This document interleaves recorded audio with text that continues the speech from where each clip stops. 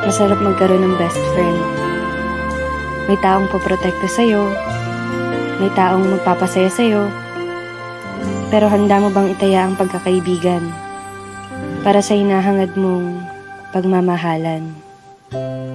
Nooy umibig na ako, subalit nasaktan. Ako si Princess.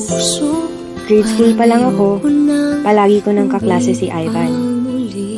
Magkaibigan kasi mga magulang namin, kaya kung nasan ako, nandun rin siya. Mapalungkot man o mapasaya, sa kulitan man o problema. Yan si Ivan, ang taong lagi kong kakampi sa buhay.